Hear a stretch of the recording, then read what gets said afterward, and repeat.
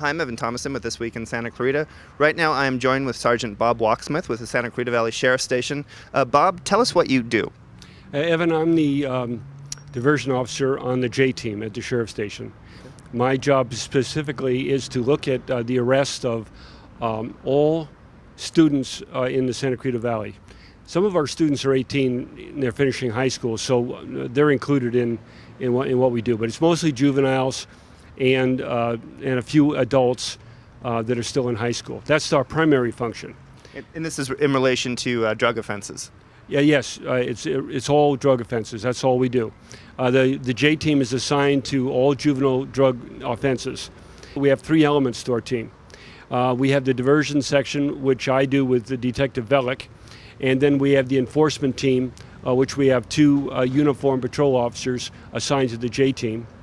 And then we have the education side, which we go to the schools in the valley if we're requested to talk to the teachers, to show them some of the paraphernalia that the kids are coming up with in manufacturing that they might not even think was actually used for using drugs.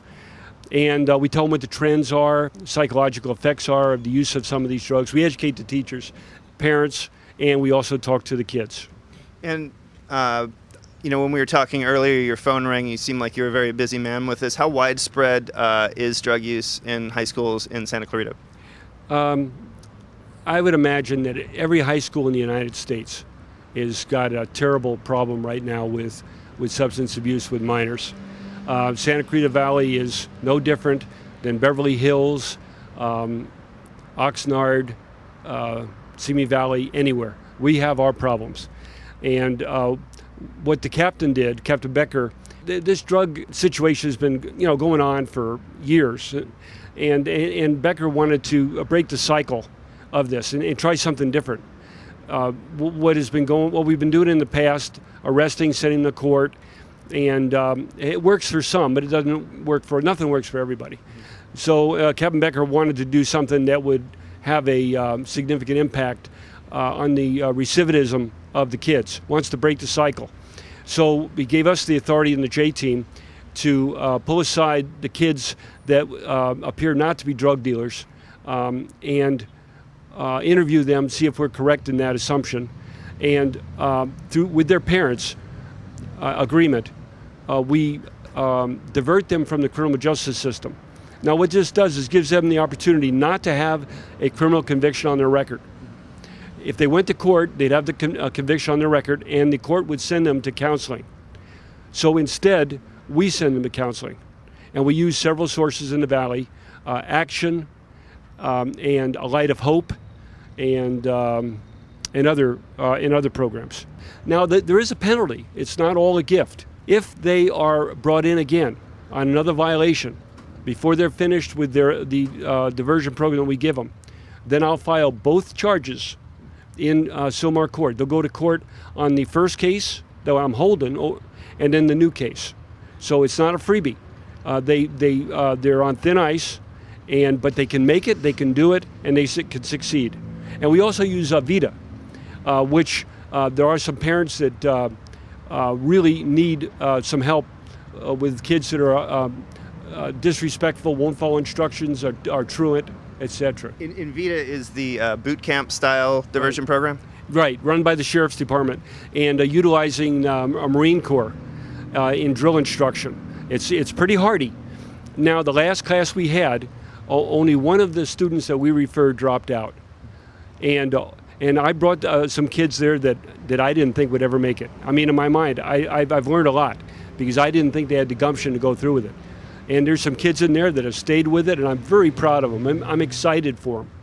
Heroin is something that we've been talking a lot about in the recent months, and we had a heroin symposium back in August. Talk about, in your experience over the years, what heroin use has been like. Has it escalated? Oh man, it's just unbelievable.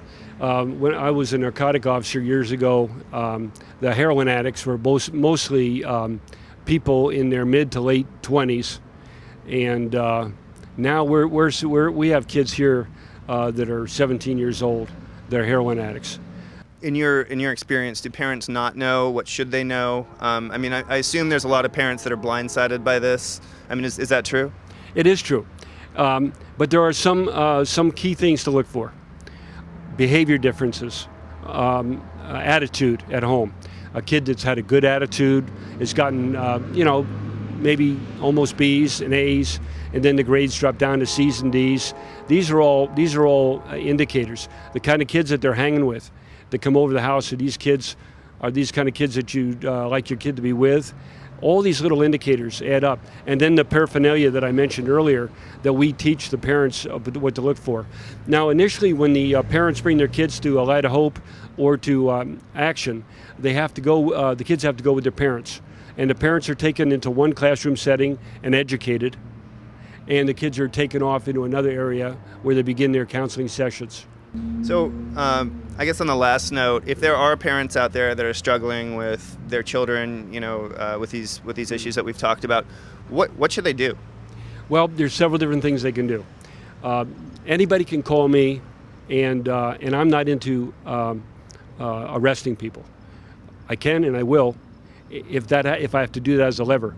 But if I can help a family to get a kid into counseling without that, that's what I will do. They could call Action Direct, take their child to Action, a Light of Hope, which is across the street from the bowling alley on Soledad Canyon. Certainly good information. Sergeant Bob Wachsmuth, I want to thank you for joining us. Sure, Evan. If you're out there, you're looking for more resources, I'd also encourage you to look at heroinkills.org. For this week in Santa Clarita, I'm Evan Thomason.